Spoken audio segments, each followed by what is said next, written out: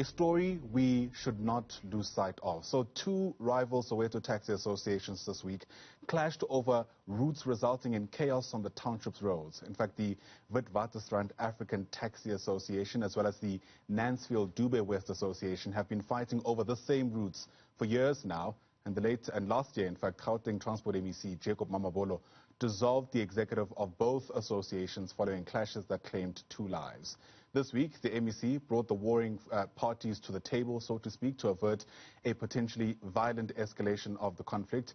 And the MEC joins us now live via our video link for feedback on those engagements. MEC Mamabolo, great to chat to you again. Thanks so much for making time for us.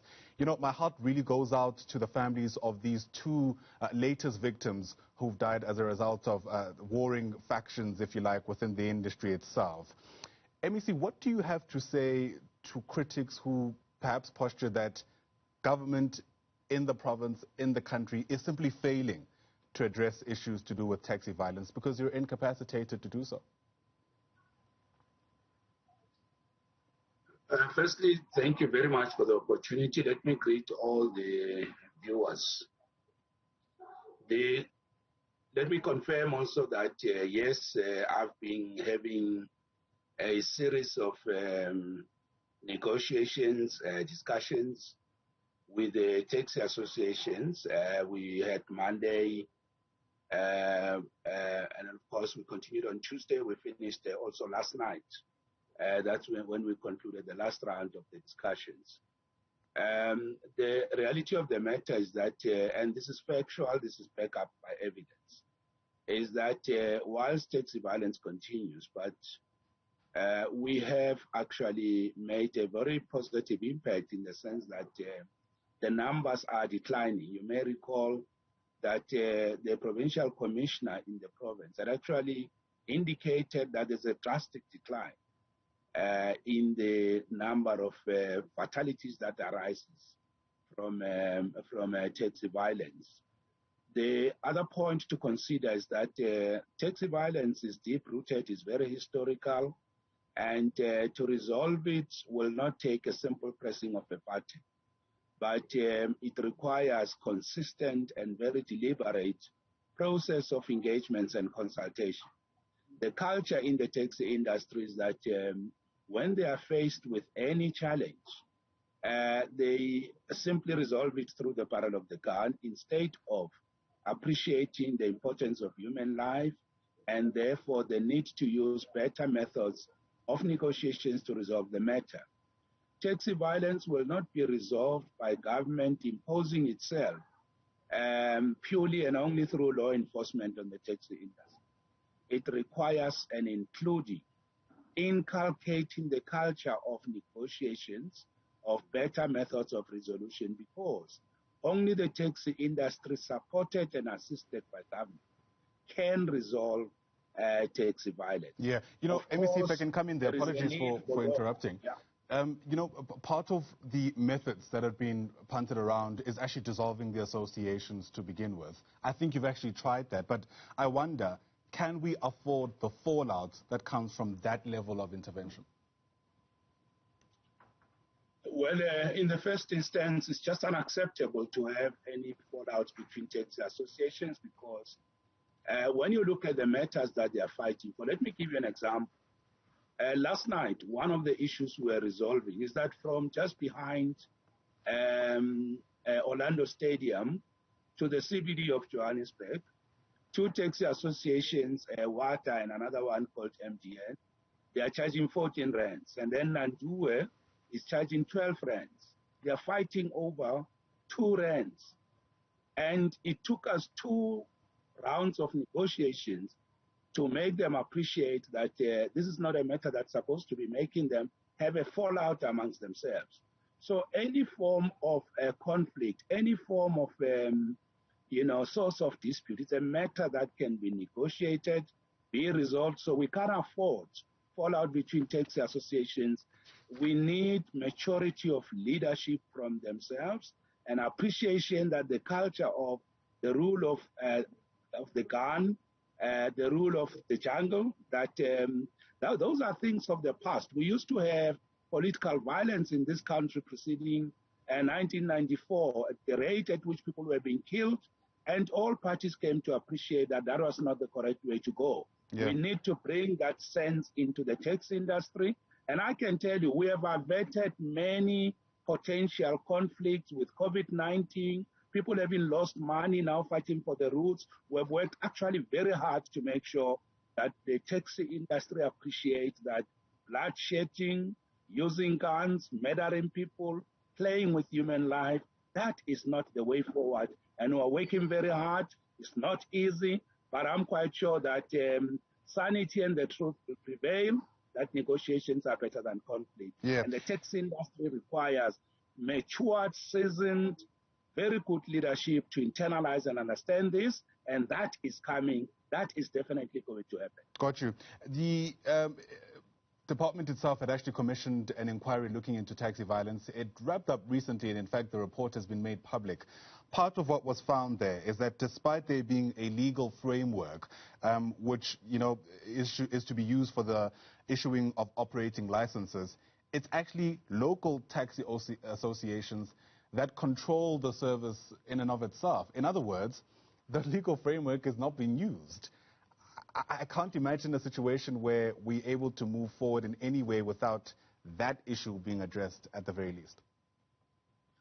Let me just give you a practical example, and of course I'll end in where we are now. The National Land Transport Act, which is the act that regulates taxi association, taxi activities, or the taxi industry and public transport in general, does not talk about taxi associations at all. So, and taxi associations, as the report correctly indicates, are quite central to activities that are taking place in public transport and in the taxi industry. But the law doesn't talk about it. So there's an amendment that is coming in, and of course we're waiting for it to be signed, supported by regulations, which should reconcile what exactly is happening in the taxi industry, the real practical things on the ground. So that is going to help us, because in the province, for example, we have tried to have a resolution.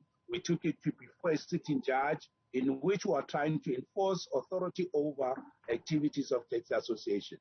But where we are now, just the last point, is that in the first week of May, on the 4th at 9 o'clock, we have a meeting with the two leading mother bodies in the province, Santago, the Gauteng National Taxi Alliance, in which we are going to now discuss implementation of the Taxi Violence Commission of Inquiry, because they had requested that these recommendations have far-reaching implications for them. They needed time to look at them, and I have now called them that we have reached a point where we now need to move forward, and I'm quite sure that on the 4th we will reach a better way forward on what is required to be done, because those recommendations, if implemented, and will be implemented definitely, are going to help us eradicate the many years of taxi violence in this province, and I'm quite confident we're going to break new ground, we're going to open a new chapter, and the taxi industry will never be the same with the recommendations that are on the table. Yeah. And I can assure you that we will get rid of this culture of killing and undermining human life. That is going to end, and it will end forever. MEC, you're saying all the right things. Trust me, as a person who's used taxis for a long time as well, I couldn't wait to hear those words. But sadly, we've been here before, haven't we? And quite frankly, we've heard some of this for years now. For the benefit of the viewer at home, what are these recommendations, and which of them are non-negotiable for you? Yes, let me just also say to any doubting Thomas out there that taxi violence is not permanent. We were not born with it. There were years when it wasn't there. The taxi industry wasn't there at some point in history. So the culture of killing in the taxi industry is not something permanent. So it's something that can be dealt with. It can be addressed. So I'd like everybody to have a positive mind and to look at this as something that can be, put behind us. So the recommendations, one of the most important one that I think is going to help us is that ourselves as a department, let's start with the department itself. The people that are processing permits, operating licenses, who are called the Provincial Regulatory Entity PRI. And of course, they also determine the routes on which the taxis operate. They themselves are having massive conflict of interest. They have not been vetted, and they are actually identified by the report itself as being at the center of the problem. Law enforcement agencies themselves, the law requires that every police, whether it's metro, traffic, SAPs, you must be checked for interest in the taxi industry. That currently is not being done. So the issue of the institutional capacity within the state, because what causes this conflict in the main are conflicted, corrupted, and highly unethical individuals that work and are in state institutions paid by the taxpayer and perpetuating this conflict. So the 80% factor here is we have got to get rid, and the report itself has got names of those officials. It recommends that we must open criminal cases against them. So I can say to you that the issue here is corruption facilitated by people in positions of power paid by the taxpayer. And once we confront that, we're going to create a much more better environment to deal with taxi violence. There are, of course, other issues that we're looking at, quite a lot of them, but I can tell you just the institutional issues themselves, and of course the law, as we have spoken about it, regulating activities of taxi associations, those two issues and many others are going to help us to deal with taxi violence. The other thing is we don't have a dedicated law enforcement capacity 24 hours every second, every minute. The report says we need law enforcement capacity dedicated to fighting taxi violence. So those reports are not rocket science. They are things that can be done. They are going to be done. And I'm quite sure that we will get this behind our back. The fact that we've spoken about it for a long time doesn't mean we can't deal with it. We are going to deal with it, and I'm quite sure that we will uproot the terrible bad culture of dog eat dog in the taxi industry, and we'll get it behind us. Very soon, it's a matter of time and not if. Got you, MEC. Yeah, I got you. The point is well made. And, you know, again, to emphasize, hopefully we'll be able to have another engagement where there are practical signs of these engagement yielding some kind of material change on the ground, so to speak, because that, I'm sure you'll agree, is where the rubber hits the road on this issue.